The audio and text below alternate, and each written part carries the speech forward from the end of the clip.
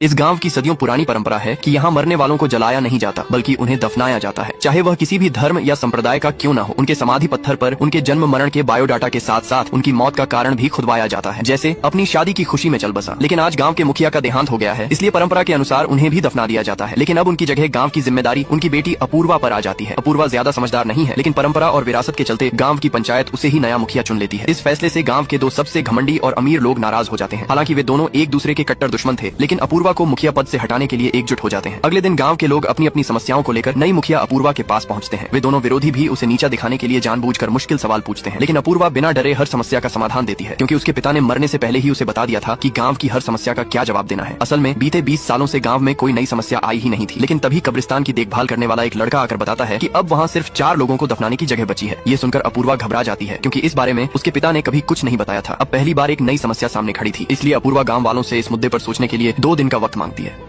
अपूर्वा बहुत परेशान हो जाती है, ये सोच कर कि सिर्फ 2 दिन में वो गांव की 4 समाधियों वाली समस्या का कैसे समाधान करेगी। वो पूरे गांव में घूम घूम कर ऐसी जगह ढूंढती है जहां शवों को दफनाया जा सके, लेकिन उसे कहीं भी जगह नहीं मिलती। थक हार कर वो रात में चिन्ना के घर जाती है। चिन्ना देखता है कि अपूर्वा बहुत परेशान है, तो वो उसे समझाता है, अभी हमारे पास 4 समाधि की जगह बची है और गाँव में एक साथ 4 लोग तो नहीं मरेंगे, इसलिए हमारे पास अभी थोड़ा वक्त है। चिन्ना की ये बात सुनते ही अपूर्वा को एक आइडिया आता है। वो कहती है, तुम्हें गाँव में जो लोग बीमार या बुजुर्ग लगते हैं, यानी जो कभी भी मर सकते हैं, उनकी एक लिस्ट बनाकर मुझे दो। अगले ही दिन चिन्ना अपने दोस्तों के साथ पूरे गाँव में घूमता है और उन लोगों की लिस्ट बनाता है जो बहुत बीमार या उम्र दराज हैं। उसने कुल 8 लोगों की लिस्ट तैयार की, जिसमें उसने अपनी माँ का नाम भी डाला, क्योंकि उनकी तबीयत भी कुछ समय से बहुत खराब चल रही है और उनकी अंतिम इच्छा है कि उन्हें इसी गांव में एक पेड़ के नीचे दफनाया जाए। अब अपूर्वा गांव वालों को इकट्ठा करके वो लिस्ट सबको दिखाती है और कहती है, ये 8 लोग हैं जो शायद 1-2 साल में गुजर सकते हैं, इसलिए हमें घबराने की जरूरत नहीं है, तब तक हम कोई और समाधान निकाल लेंगे। तभी मधुबाबू पूछते हैं, अगर 8 लोग हैं और सिर्फ 4 जगहें हैं तो पहले 4 जगहें किसे मिलेंगी? अपूर्वा मुस्कुराते हुए कहती है, जो पहले मरेगा उसे पहले जगह मिलेगी। मधुबाबू तुरंत बोलते हैं, मेरे दादाजी की समाधि तो यही बनेगी, बाकी 3 जगह तुम लोग देख लो। इतना सुनते ही भीमैया भी कहता है, मेरी भी समाधि इसी गांव में बनेगी। फिर तो पूरे गांव में बहस शुरू हो जाती है। हर कोई कहने लगता है कि उसे भी गांव में ही जगह चाहिए।